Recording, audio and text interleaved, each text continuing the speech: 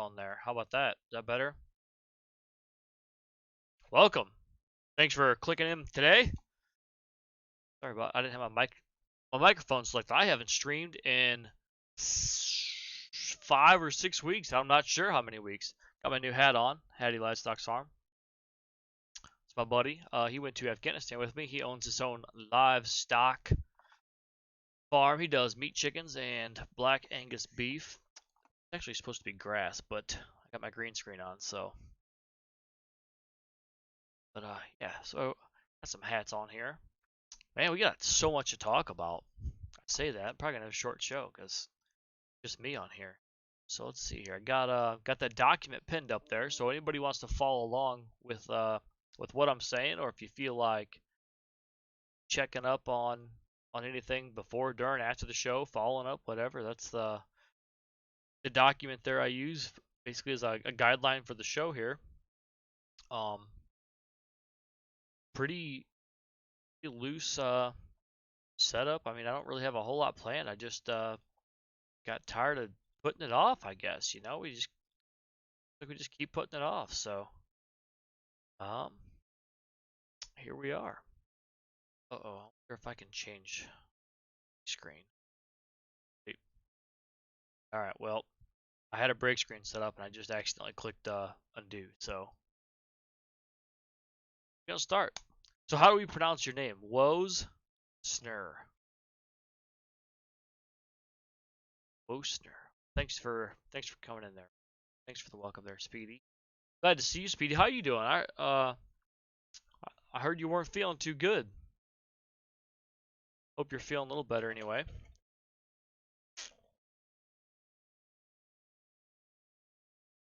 So, we got the new intro video. It's only the second time that one's been played. That is just a bunch of pictures from me and some of my buddies who are overseas and like that. Basically anybody who submitted pictures to me and was like, "Hey, yeah, you can use them for the show," I used them. And then obviously some of my own. So it's only the second. I'm glad you're feeling better, Speedy. It's only the second time we've used that video. I like it. It's kind of chill. The background music there is from my buddy. He used to be in a band out of Champaign, Illinois called Verdict. I don't even think they're all separated. Lead singer passed away, rest in peace. But they're all separated, moved on away from Verdict and doing their own things now. But that was one of my favorite bands. So he gave me the rights to his entire first album. He said I could use it all. Shout out to Zach, appreciate that. So what do we do this week? I golfed today. I got a 45 for 9 holes, which for me is really good. The last time I was at that course, I did 18 and got a 110, and so on the front 9 this time I got a 45, and on the front 9 that time I got a 56. So I cut 11 strokes off my game in about 3 weeks, which is I've been doing a lot of practicing. Ordered me a new driver. I hit it well. I hit it straight, but it was only going um like 220 yards. So I think honestly, I think my GPS had to be on because I felt like I was fucking Bryson DeChambeau out there. I thought I was drilling that thing. And I get up there with my GPS and it says like that was 220, and I'm like, oh, you're a bitch. But anyways, so yeah, I'm gonna keep working on my golf game. Either way, shaving 11 strokes off your game, I think that's a pretty good deal. Wosner says, "Hey man, if you don't mind me asking a question, I ship off for Army Basic here in a few weeks. Is there any good advice for me?" So now, I'll tell you what, I'm in a good mood today. So we'll talk to you about Army Basic. If I was in a shitty mood, my wife was being an asshole or something, I'd be like, yeah, I got some advice for you. Have your mom send you some cookies. That's what you do. Because that's gonna get your ass smoked for sure. But for real good advice, yeah, it how old are you? Let's start with that. How old are you? So when I signed up, I was 17. I was a little young. I didn't know what kind of man I wanted to be yet. I didn't know what kind of human I wanted to be yet. Nothing. So we got to start with how old you are. I know you can be up to 35 when you sign up.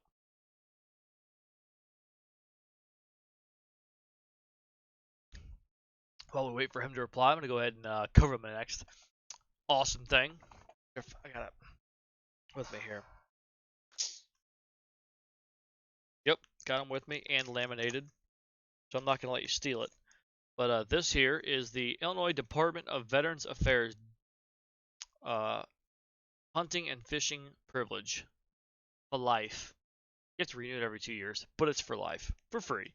This one here is the Illinois Department of Veterans Affairs camping permit for life. So I got both of those. I was pretty excited about that. Got both of those in the mail last week. All right, Wosner's back. He says he's 18 years old. All right. So realistically, no matter how grown up you might think you are for your age, the Army's going to be a whole new world, right? So you're not going to know anything about it going in. The best advice I can give you is learn. You're there to learn. Um, I'm sure basic training isn't anything like it used to be. I mean, I went to basic training in 2000. I signed up in 2003, so I'm sure in 20 years it's dramatically changed. But I mean, the basic concept's the same. What MOS are you going after? I'm also fairly certain that infantry basic training, 11 Bravo, is probably still the worst or the best, however you want to look at it. Probably still the roughest. 11 Bravo, that's what's up. That's only two MOSs, infantry and everybody else. So you're going to Fort Benning, Georgia, home of the infantry. Follow me. It's gonna be one of the. It's gonna be one. Why join the army to be a cook? You're damn right. You know, you never watched no cooks on CNN, did you? You didn't watch no cooks saving nobody or making entry to buildings. That's damn right. Nobody ever said, "I wish you could be Martha Stewart." Somebody probably said that, but you get my point. Um, yeah, man. So fucking Fort Benning, awesome. That place is a shithole. Super nice building, super nice barracks. Nice PX, which is your store. I don't know if you. It's short for post exchange. Bigger ones are the BX, which is a battalion exchange, or smaller ones are BX, which is a battalion exchange. That's like you'll find a lot more of those overseas, and probably like Japan, Germany. I know that's what we had. There was one of those in. No, Kuwait was a PX. Yeah, fuck it, whatever. Anyways, BX is a battalion exchange. It's a little smaller, not as much stuff available. Get back to the point here. What kind of advice do I have for you? Soak in all the knowledge. Keep your mouth shut would be a great thing. Even if you are right, you're never going to be more right than a drill instructor or a drill sergeant, as we call them in the Army. They are the most right person you're ever going to meet in your whole life. And they can tell you left is right, up is down, and blue is gray. It doesn't matter because you're wrong and they're right. So you have to go in there knowing that it doesn't matter what the truth is. It doesn't matter what you've learned beforehand. What matters is how much of their information can you take in. Um, Watch for your drill sergeants. I'm sure, and I'm trying to think. I don't think I got a CIB near me. Um, if you know what a CIB is, that's a combat infantryman's badge. If your drill sergeant has one of those, and on their right shoulder, a combat patch, you only earn that from being stationed in a combat zone.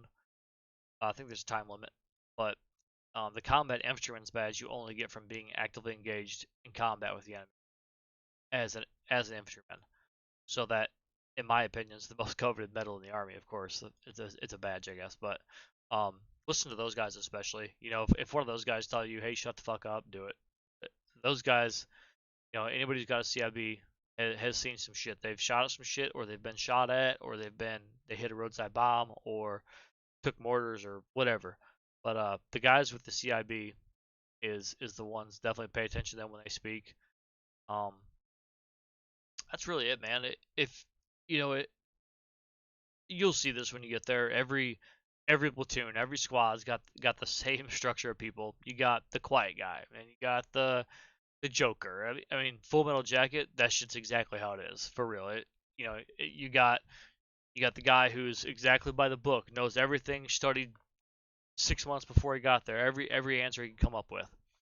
So you'll figure out who you are, where you fit in, whatever. Biggest advice would just be, let's see, would be opening your mouth, because like I said, no matter what, drill sergeant's right. So yeah, any stupid mistake that I shouldn't make, like looking around information, not locking my footlocker. Yeah, I guess I would hope that stuff would go without saying. Don't look around information. Whenever any stance that you're in, other than relax. So that's command. You know, this platoon relax. Any stance other than relax, you don't get to look around. You don't get to do nothing. Even at ease, parade rest, all that stuff doesn't really mean at ease. That means stand the fuck still. If you don't lock your foot locker, you're gonna find out the hard way what happens. You probably won't have foot lockers. You'll probably have stand-up lockers, much like you did in football or wrestling if you played football or wrestling. It's probably a 7 foot tall.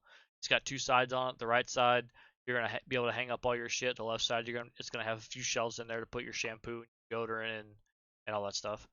But yeah, if you don't lock that, your drill sergeant's gonna go in there while you're at chow or something and dump it all over the floor, along with anybody else who didn't lock their shit, and then you're out shaving cream, you're out deodorant, you're out underwear, whatever you lost, you know.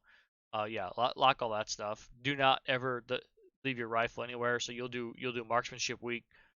Um, literally sleep with that motherfucker.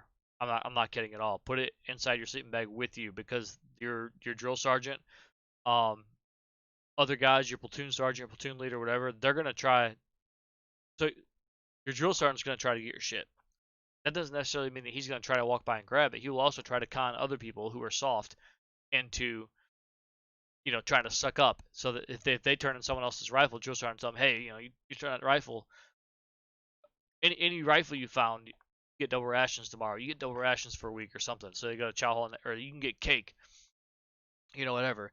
So then your buddy will steal your rifle, give it to drill sergeant. You'll both end up getting smoked. What's gonna happen over that? But um, yeah, don't leave your shit unlocked. I mean, it sounds stupid, and I shouldn't have to say it. Secure everything all the time. Nothing that you are given or issued, right, is meant to be left unsupervised. Period. Nothing. If you have a radio, secure it. It's either secure on your person or in a locker or in a vehicle locked. You probably won't you don't have no vehicles in basic training, but and that's everything. If you want to keep it, secure it. If you don't secure it, it'll go away.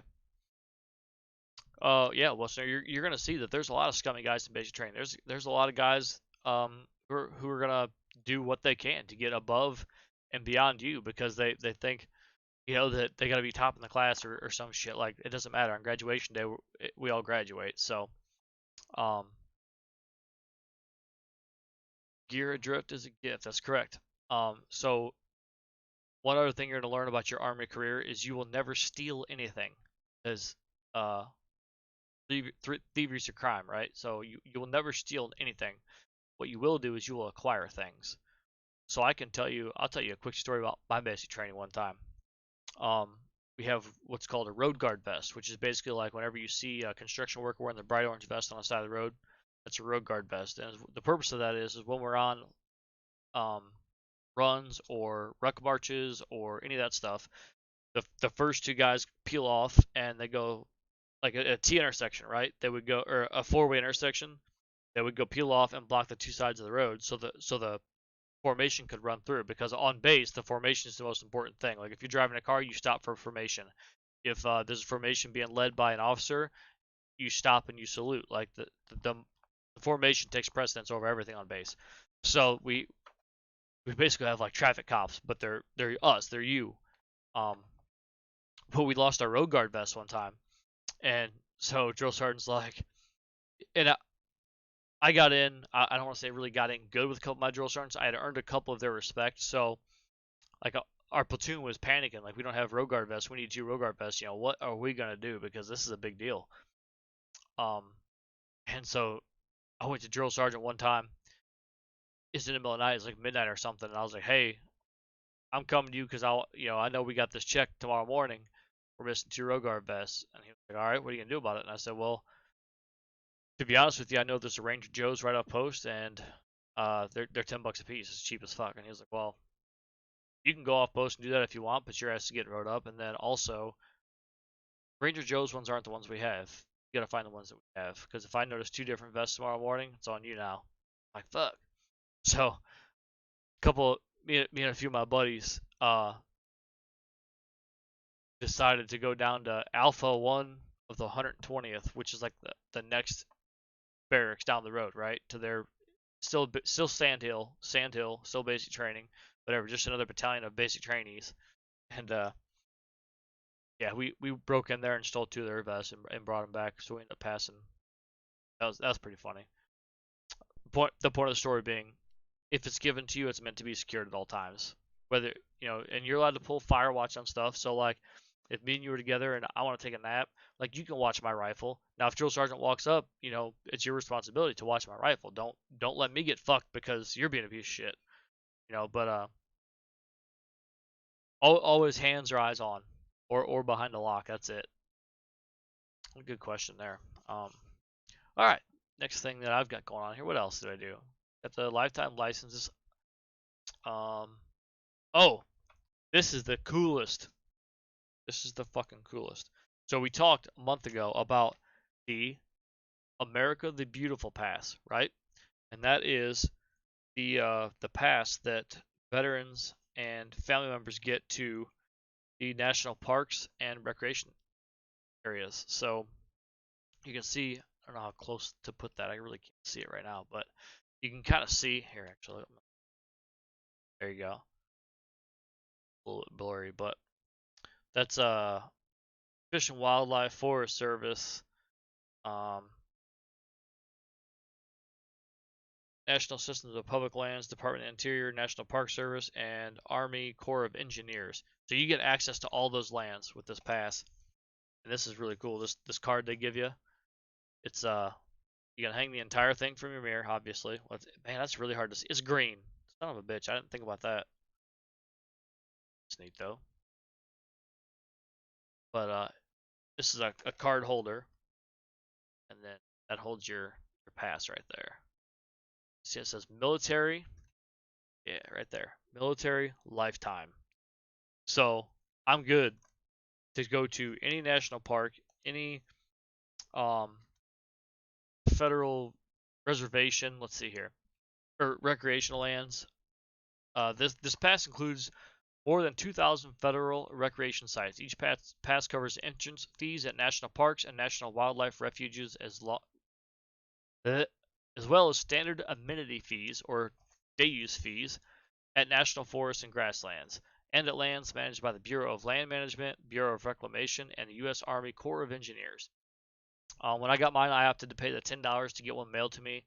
You can do it in person if you go to any of those sites, any of those agency sites. They will have what lands that they manage, and then also like their location, obviously. So like for national parks, say if you want to go. Actually, our video today is Yosemite. Say if you want to go to Yosemite National Park, what all you would do is go there in person and at the gate say, hey, have your paperwork with you, I'm a veteran, whatever, and they will give you one of these passes. Now it's a paper pass. The first one you get is, at least that's what I read. It's not that, I don't know if you can hear that or not, but it's not that hard plastic card I've got. I'm assuming they'll mail you that one afterwards. But yeah, man, I'm never I'm never the guy who complains about giving the National Park Service money or like Department of Natural Resources in my state for hunting and fish license. I don't care. It costs $10 to get that. Take my $10 and do good. What else we got here? Ooh, NASCAR. Man, I was doing so good last race. I mean, I had 100 points on everybody, and then damn Kyle Busch, he said he lost a valve spring. He went from third to 36th.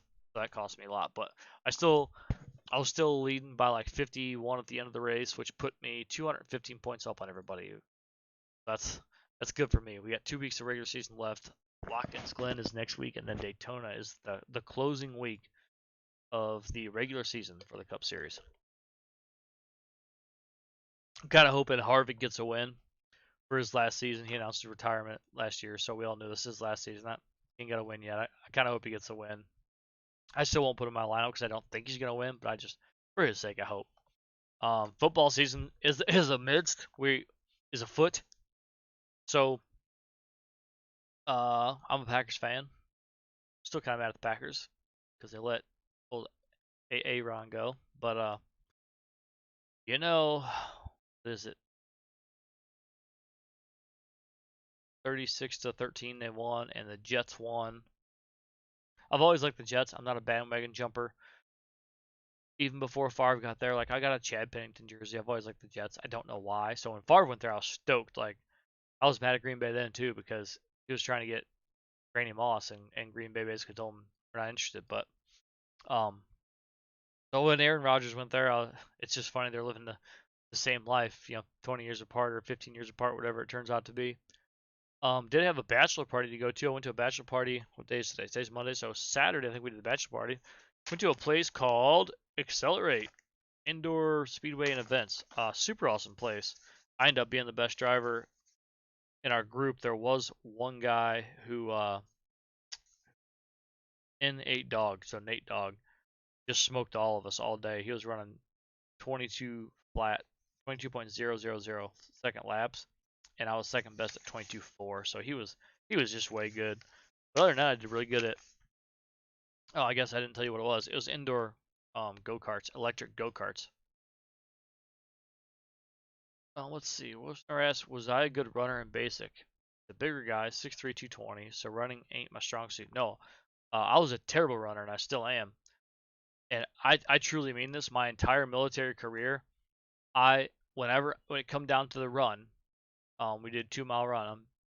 I know the PT test just changed. I'm not sure what it is now, but I shot for the worst possible score because if I wouldn't have made it if I ran any faster than like I'm trying to think when I was 18, I think it was like a 14:46 or a 15:54 or some set of numbers like that. It was like a 15-minute mile, and I was like, it was so hard. I never got even my last PT test I ever took was terrible, and I was puking the last half mile running across the finish line. Like, no, I've never been a good runner. Um, so whenever you guys do like platoon or battalion runs, they're gonna they're gonna try to put the taller guys in the front with some generic excuse that they can keep pace better. No, put your short guys in the front, tall guys in the back, because that whole line's like a slinky, right? Drill sergeant wants you to stay 4 foot off the guy in front of you. So the second the guy in front of you is 5 foot away from you, you got to catch up. And at least everybody else behind you catching up. And by the time it gets to the back, the guy in the back just is sprinting the whole time, basically. So yeah, definitely running is a must. You don't have to be great at it, but you just can't quit. That's the thing. You're gonna want to quit. You're gonna want to be like, man, I gotta puke. I wanna roll my ankle. I wanna fall out. I wanna take there's a jeep following me. I'll just take the damn jeep. Nope, just do it. Because like we talked about, it's sentence one. Don't draw attention to yourself. That's the first way you do it right there. Is by not being able to keep up. If you are the weakest link, they will find you. That's their job is to weed out the weak links. So, and we definitely had a few fail my base training. You guys get recycled. Fantasy football coming up. Let's see. I got 2 slots open. If anybody's interested in fantasy football, and my buddies might be on here watching. Got two fantasy football slots open. Come on. Last year sucked. I'll tell you a story about last year real quick. So, like week 4 or something, one of the guys decided he didn't like his roster, and so he dropped everybody at like 3 o'clock in the morning. Well, magically at like 3:05 in the morning, this other guy picks them all up. So that was horse shit. Pissed a lot of people off. So I kicked both them out. So I got 2 open spots. I'm the commissioner, and none of us are any good. All right. So now we're at the point in the show. What time is it? 6:45 here, where I'm at Central Time. How long have we been live? Probably only like a half hour or something. We better keep talking. We'll start off with some of this week in history. So this week in history is actually 2 weeks. I just did August. I know there's more stuff that happened before August, but I didn't do a show for a month, so 5 weeks or whatever it was. So kind of a restart, start at zero. We're just gonna do August and move on. So August 3rd, 1492, Christopher Columbus set sail from Palos, Spain with 3 ships, the Nina, the Pinta, and the Santa Maria, seeking a westerly route to the Far East. Instead, he landed on October 12th in the Bahamas, thinking it was an outlying Japanese island. Man, could you imagine thinking you're in Japan, in the Bahamas? That would be an eye-opener. Oh, Osner says, yeah, I puke pretty easy during the runs. I can still run after. Just feels better to get all that crap out of your stomach. Yeah. And they're gonna make you chug water. You'll chug water. They will make you chug water until you puke it up. It's just part of it. Get used to puking. I could puke in this trash can right now with nothing. It don't bother me. You're gonna puke a lot. It just is what it is. They'll wash every ounce of stomach acid out of your stomach with water, make you puke it all up, and make you go eat. And that food will sit in there for 8 hours, and they'll make you go run. You'll puke it back up, and you'll fill it back up with water, and it's crazy. It's uncomfortable, but their job, in their mind, they're breaking you down so they can build you back up the way you're supposed to be built. And that place will, it'll make a man out of most people. So, shit, they allow women in the now. I guess I assumed you were a dude. You could be a 6'3", 220-pound female. I won't assume. I apologize for that. August 2nd, 1776, in Philadelphia, most of the 55 members of the Continental Congress signed the parchment copy of the Declaration of Independence. Obviously, love that shit on this show. August 11th, 1841, Frederick Douglass, an escaped slave, spoke before an audience in the North for the first time. During an anti-slavery convention on Nantucket Island, he gave a powerful emotional account of his life as a slave. He was immediately asked to become a full-time lecturer for the Massachusetts Anti-Slavery Society. Yeah, that would be a monster female. August 5th, 1861, President Abraham Lincoln signed into law the first federal income tax, a 3% tax on incomes over $800 as an emergency wartime measure during the Civil War. However, the tax was actually never put into effect. Man, that's amazing. The North fought and paid for the entire Civil War without taxing the people. Here we are sitting at a 37% tax. What the fuck happened? August 2nd, 1923, President Warren G. Harding died suddenly in a hotel in San Francisco speaking while on a Western speaking tour. His administration had been tainted by the Teapot Dome political scandal, and his sudden death prompted many unfounded rumors. He was succeeded the next day by Calvin Coolidge. So I put this in here because obviously he's an American president, so he's important to us. I I never heard of this dude. I'm sure I had. I'm sure I learned about him in 8th grade Constitution class or whatever, but I just didn't remember President Harding. So I figured just to remind everybody, we have a lot of presidents that we've never heard of. There's one of them. August 14th, 1935, President Roosevelt signed the Social Security Act, establishing the system which guarantees pensions to those who retire at age 65. The Social Security system also aids states in providing financial aid to dependent children, the blind, and others, as well as administering a system of unemployment insurance. That's still in effect today. I mean, we're 90 years later, 89 years later, so that's pretty cool. I think that probably helped a lot of people. I wonder if I got that. We're not talking about that tax, tax people. August 2nd, 1939, Albert Einstein wrote a letter to President Franklin D. Roosevelt concerning the possibility of atomic weapons. Quote, a single bomb of this type carried by a boat and exploded in a port might very well destroy the whole port together with some of the surrounding territory, end quote. 6 years later, on August 6, 1945, the first atomic bomb developed by the U.S. was dropped on the Japanese port of Hiroshima, or Hiroshima, depending where you're from and how you say it. So I had heard as a youngster that Albert Einstein was working in some sort of German lab to develop this weapon, kind of never thinking it would come to fruition, I guess. And then once he had discovered that other scientists and himself were making good progress, he wrote this letter to President Roosevelt explaining what he had been doing and whatever. And then they managed to get him out of Europe and into America.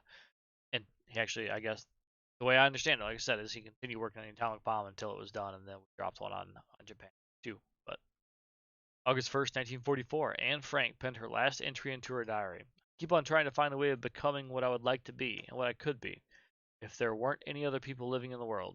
3 days later, Anne and her family were arrested and sent to Nazi concentration camps. Nazi died at Bergen-Belsen concentration camp, March 15th, 1945. She was 15. That's shitty. I'm sure everybody's watched the Diary of Anne Frank or read the book or whatever. August 6, 1945, the first atomic bomb was dropped over the center of Hiroshima at 8:15 a.m. by the American B-29 bomber, the Enola Gay. The bomb detonated about 1,800 feet above ground, killing over 105,000 persons and destroying the city. Another estimated 100,000 persons later died as a result of radiation effects. I was watching a thing on Chernobyl the other day, and it said they estimate that land is going to be uninhabitable for 20,000 years. That's just so crazy. August 8th, 1945, Soviet Russia declared war on Japan and sent troops into the Japanese-held Manchuria. Following day, the second atomic bomb was dropped on Japan, occurring as an American B-29 bomber headed for the city of Kokura, but because of poor visibility, then chose a secondary target, Nagasaki. About noon, the bomb detonated, killing an estimated 70,000 persons and destroying about half the city. So in 2 bombs, we got 275,000 people minimum. That's crazy. August 14th, 1945. Following the 2 atomic bomb drops and believing that the continuation of the war would only result in further loss of Japanese lives, delegates of the Emperor Hirohito accepted Allied surrender terms originally issued at Potsdam on July 26, 1945. With the exception that the Japanese Emperor's sovereignty would be maintained. Japanese Emperor Hirohito, who had never spoken on radio, then recorded an announcement admitting Japan's surrender without actually using the word. The announcement was broadcast via radio to the Japanese people at noon the next day. The formal surrender ceremony occurred later on September 2nd, 1945, on board the USS Missouri in Tokyo Bay. This day would later be known as VJ Day, commemorating the Japanese surrender. August 13th, 1961, the Berlin Wall came into existence. Remember that? Well, I remember when it came down, I guess. They even sold pieces of it like on the internet and stuff for a while. Yeah, they separated East and West Berlin and literally built a wall. It came down to, yeah. By the end of 1990, it was down. Nice. Oshner says, my grandma is a Japanese citizen and grew up in Kobe, and immediately post-war Japan. Kobe was the second target option if Hiroshima was cloudy. Oh, that's crazy, man. She grew up in the second option for an A-bomb target. That's nuts. I'd like to interview your grandma. All right. August 5th, 1962, film star Marilyn Monroe died at age 36 from an overdose of sleeping pills. She made 29 films during her career and came to symbolize Hollywood glamour. August 6, 1965, the Voting Rights Act of 1965 was signed into law by President Lyndon B. Johnson. The act suspended literacy, knowledge, and character tests designed to keep African Americans from voting in the South. It also authorized the appointment of federal voting examiners and barred discriminatory poll taxes. The act was renewed by Congress in 1975, 1984, and 1991. Tell me that's every 8 years. Almost. Almost. You know, I wish we had a literacy and knowledge test for voting. Obviously not to single any certain group out or anything, but just because, man, I think we got a bunch of dingbats out there voting. You guys see the past 2 presidents we've had? I mean, shit. I was mad when I voted for John McCain, so whenever Barack Obama got in there, I was upset. But yeah, I couldn't imagine how much better our voting system would be if we at least had the proof that we had some sort of basis, some sort of foundation for our knowledge, instead of just YouTube told me that he don't like black people, and Facebook told me that he grabbed somebody by the pussy 27 years ago, or whatever, that dumb shit. They come up, and everybody's hating on everybody. Mostner says she told me how her parents hated Americans. They owned factories in China that were destroyed by American bombing raids. She ended up marrying a farmer from Illinois. Oh yeah, that's me, buddy. I'm a farmer from Illinois. I'm not married to your grandma, but uh, yeah, I could imagine. In my time overseas, I realized that those people hated us. The Iraqis hated us. The Afghans hated us. The Iraqis were different than the Afghans for sure. The Iraqis were friendly as long as we were there, I think, because they knew like basically as long as we were there, they were pretty safe. Like most of the time, it's just not going to go down if there's 4 American trucks there, Humvees there. The Afghans, yeah, they hated us. Yeah, I understand that. If you came to my house and burned down my crops, which is what America did to the Afghan poppy fields, I'd be pissed too. I'd hate you too. August 9th, 1974, effective at noon, Richard M. Nixon resigned the presidency as a result of the Watergate scandal. Nixon had appeared on television the night before and announced his decision to the American people. Facing possible impeachment by Congress, he became the only U.S. president ever to resign.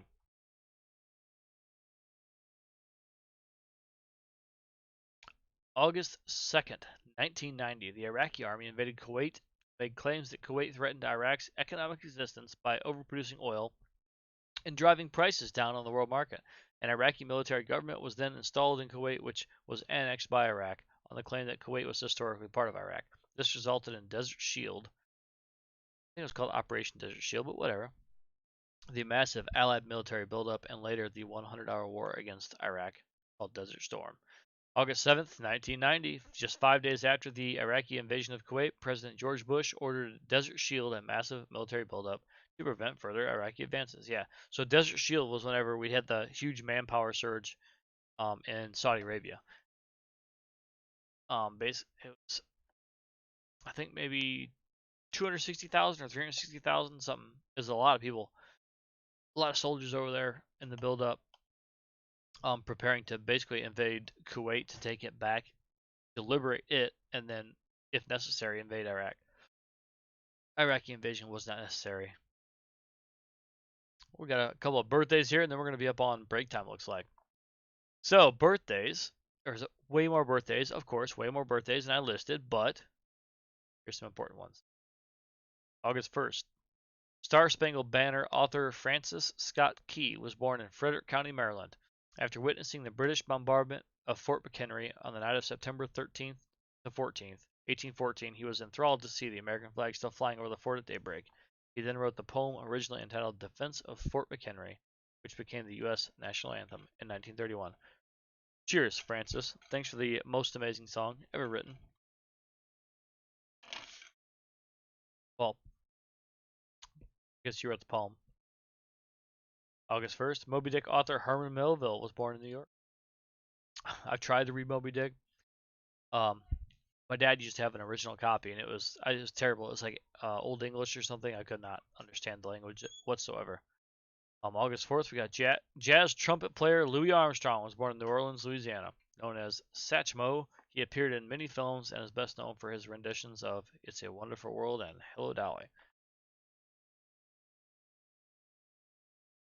August 4th, Barack Obama. I put on our document here. I said maybe. Did we ever get proof of that?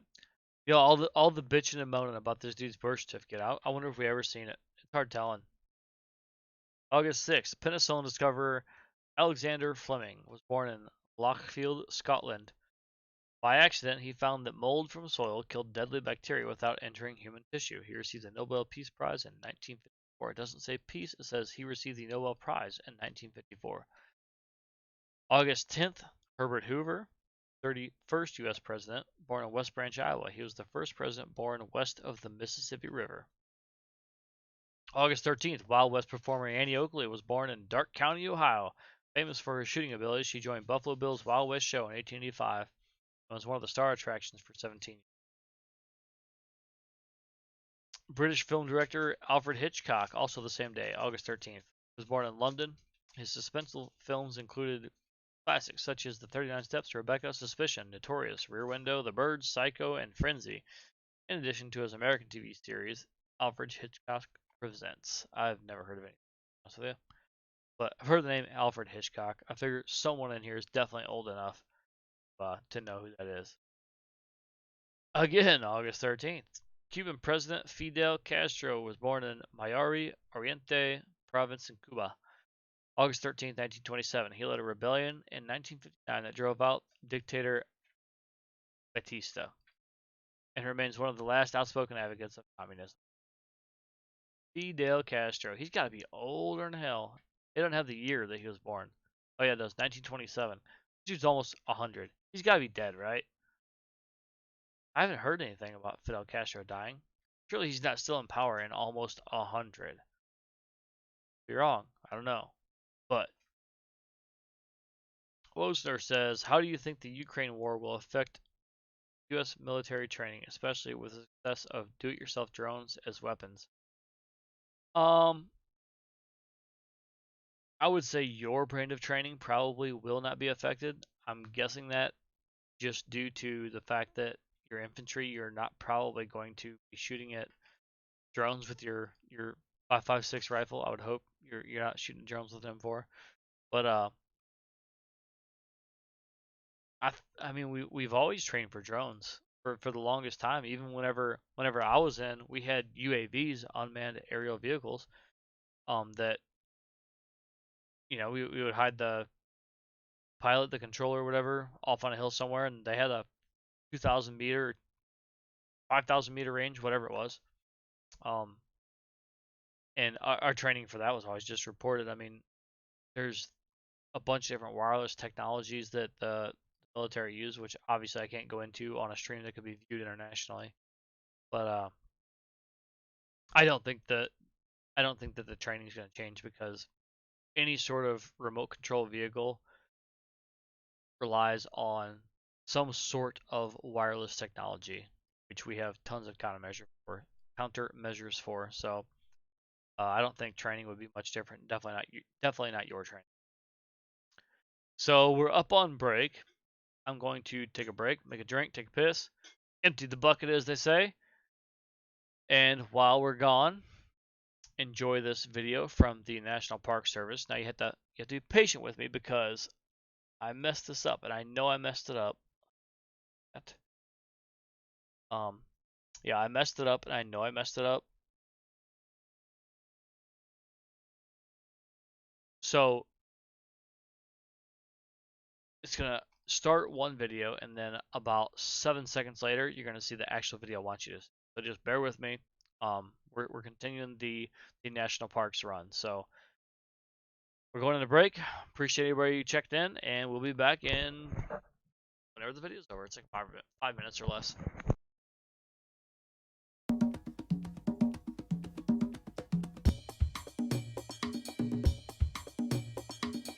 I stand corrected. I actually got the right video in there. So enjoy this video of Yosemite National Park, the second national park, the first national park to get a grant for its money. The Yosemite Grant was the first time in all of human history that a large tract of wild land was set aside, not for the exclusive use of the rich or royalty of a nation, but for everyone and for all time. A hinge of history was moving in 1864 when they set Yosemite aside.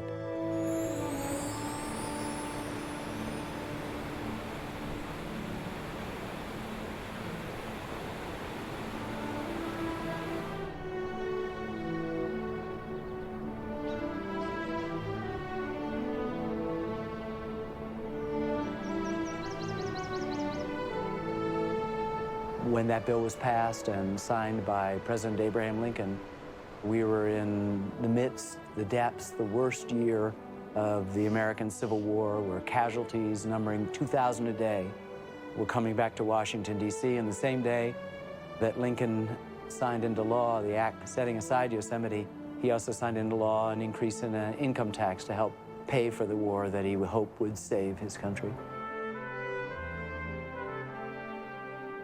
First of all, most Americans believe that national parks have always been here, that they are the product of some sort of automatic process. And the truth is, they haven't always been here, and they are only the result of visionary people engaging in a long, hard fight to try to save a place from destruction. In the 19th century, up until the Yosemite Grant, the business of Congress was to dispose of public land through homesteads, for miners, for lumbermen, for the railroads, and something about this place made us stop. Say, at least here, let's do something different.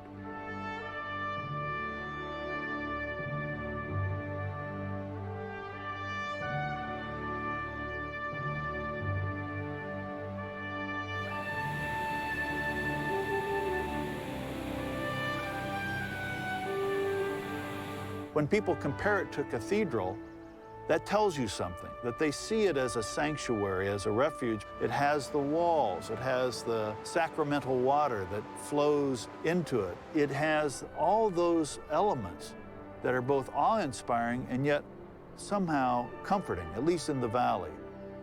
And then you go to the Mariposa Grove, and you're standing there with these living things that have been there for thousands of years. And you have to be a pretty callous and callow person not to be in awe and in reverence of these living things.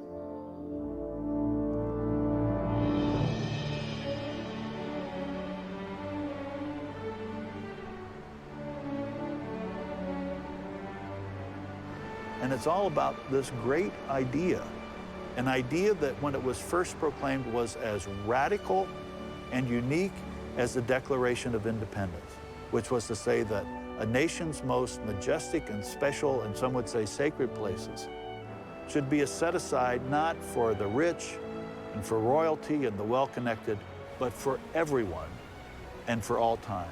And when that was first applied here to Yosemite, that was a historic moment that led not only to national parks throughout the United States, but led to national parks across the world copying the model that had its first germination of a seed here in Yosemite.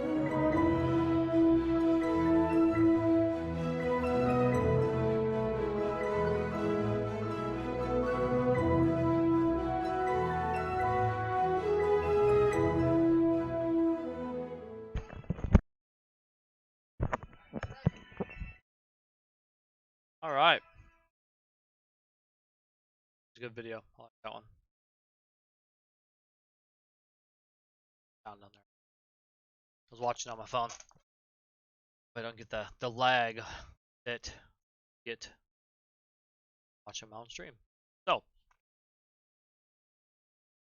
yeah, Yosemite received the first grant.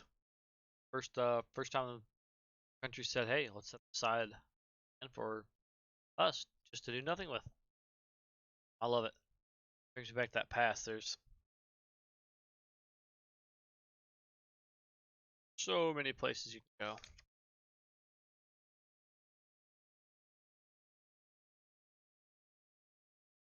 I think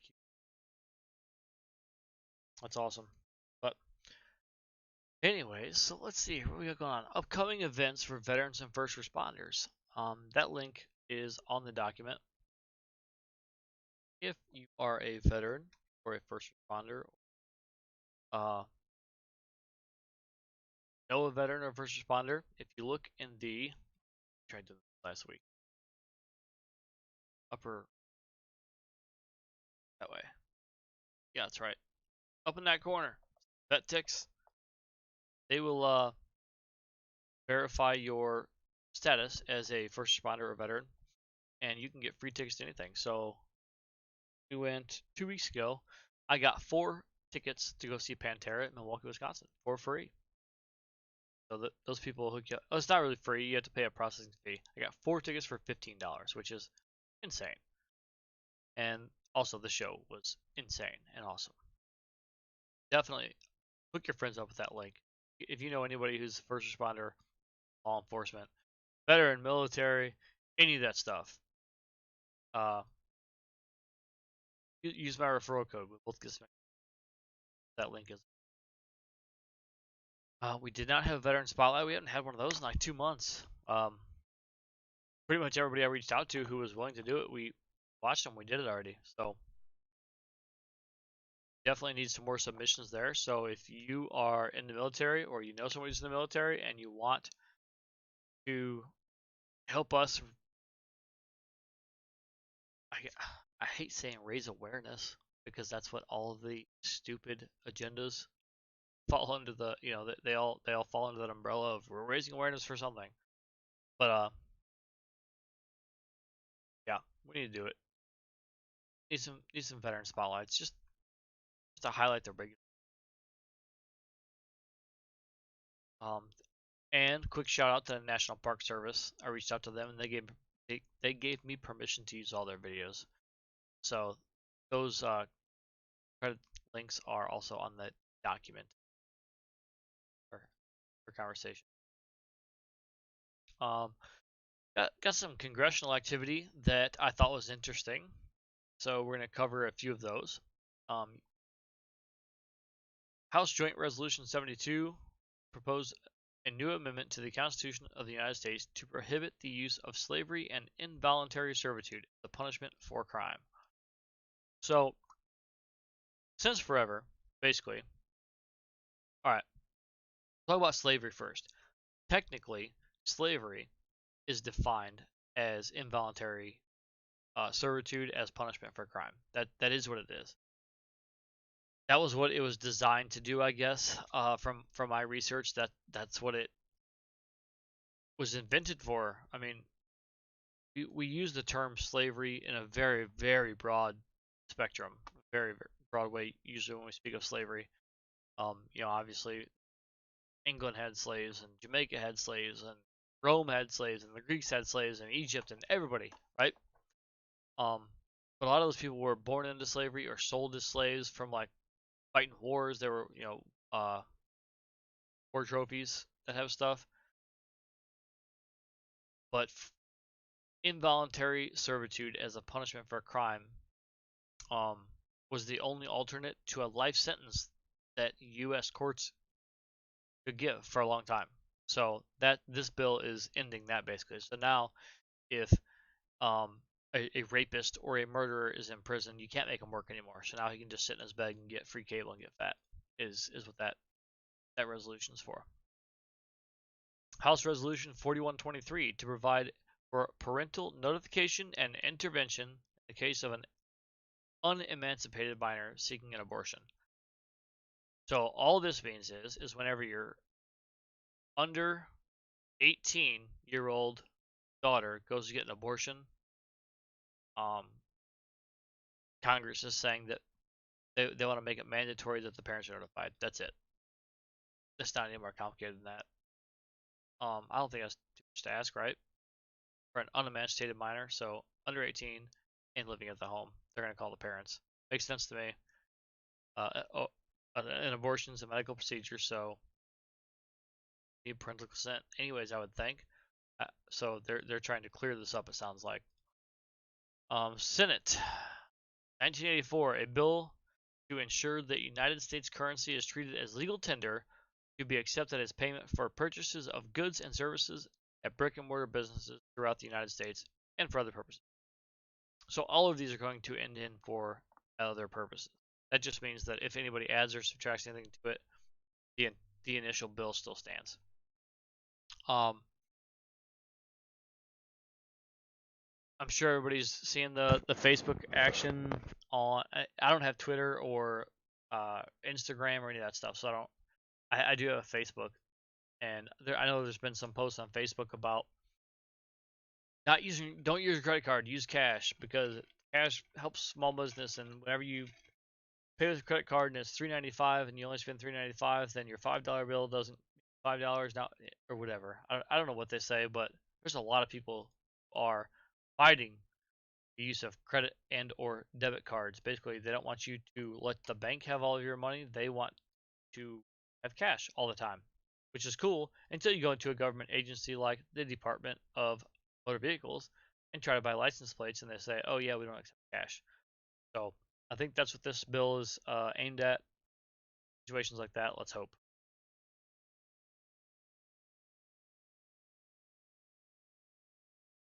If you're following along in the document, we are down at News of the Week, which this is my favorite news gathering thing, right? This is where I get my news.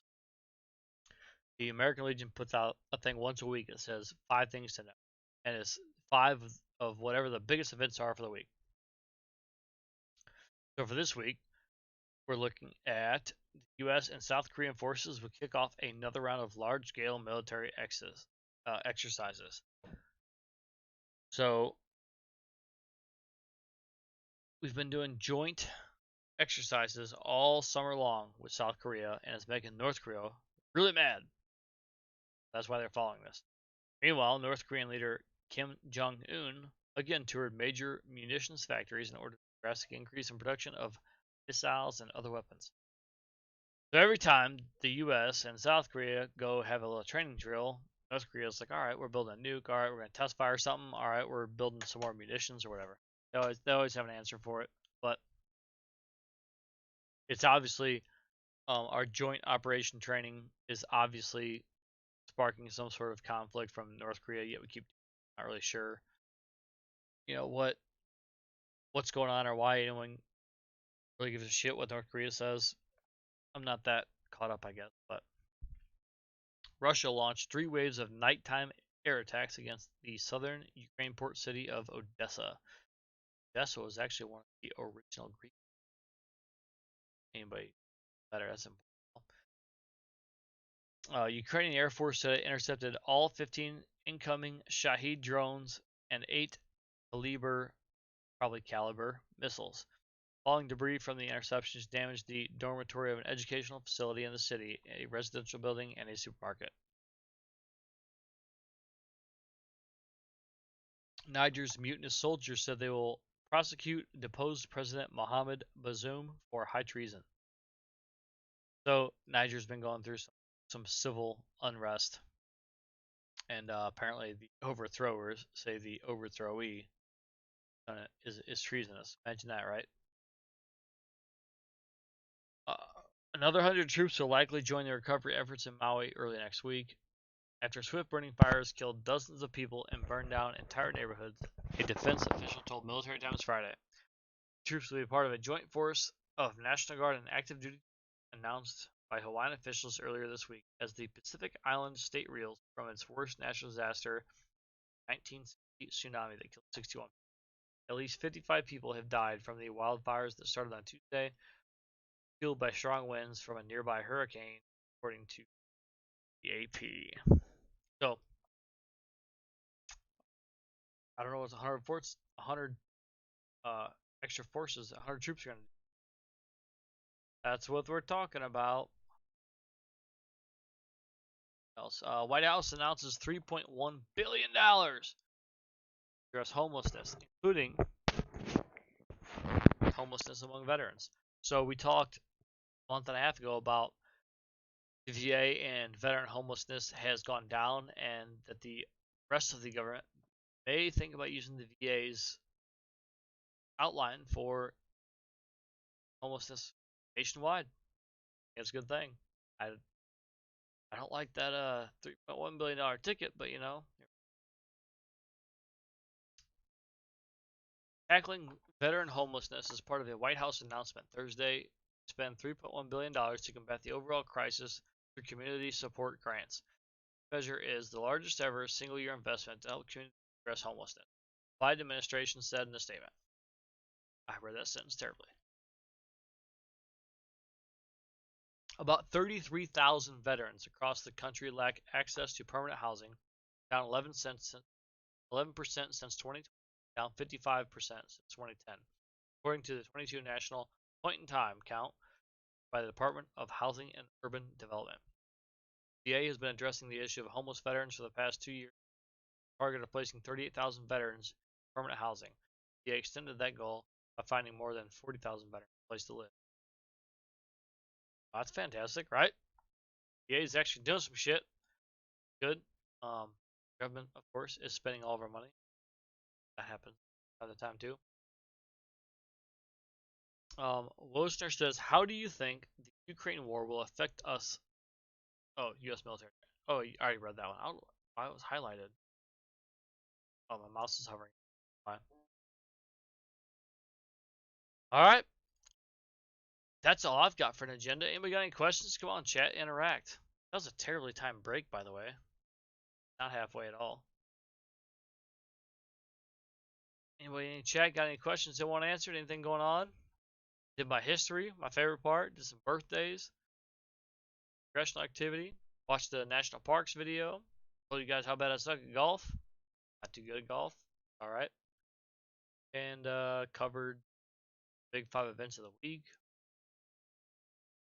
That's it. That's all I had on my schedule.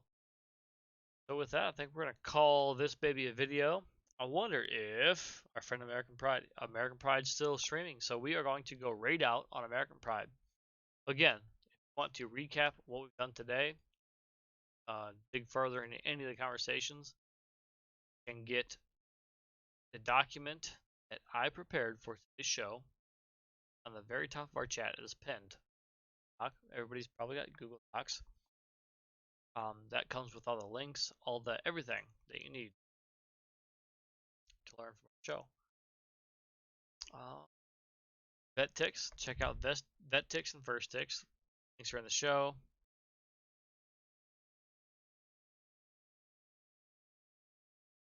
On Sundays, we watch NASCAR in my Discord. Let me see. Speedy, do you happen to still be here and have a Discord invite for these guys?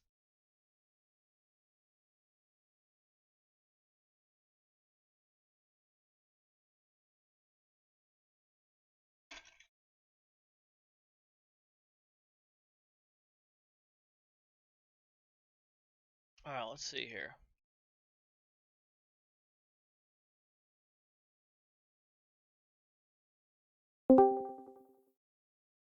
I did not mean to join my chat. I'm just trying to copy that link. There we go. I got it, Speedy. Alright. That's. Oh, nope. I don't have a Speedy. It's not going to let me chat because I'm not signed into chat or something. How that works. Yep, there it is. Speedy got her in there. Thanks, Speedy. So, any Sunday, guaranteed, NASCAR is going to be on my Discord. If you don't like NASCAR, join my Discord anyway. Hang out, bullshit, talk for a while, do whatever. Everybody's welcome. Send the link to whoever you want. And let's see here. That's it. We are going to go through our credits, and I'm going to try to figure out how to raid American Pride Gaming. Thank you, everybody, for checking in.